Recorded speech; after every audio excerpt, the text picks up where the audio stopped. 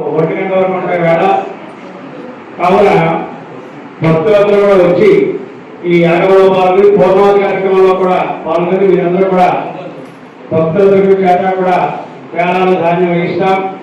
అలాగే భస్మం తయారు చేస్తాం. అక్కడ భస్మాన్ని పట్టుబెట్టుకొని అక్షతలు వేసుకుని ఆశీర్వాద కార్యక్రమం జరుగుతుంది.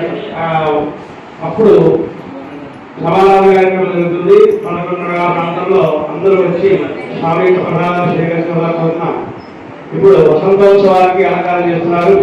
దాని గురించి 2 విషయాలు చెప్పుకున్నాం.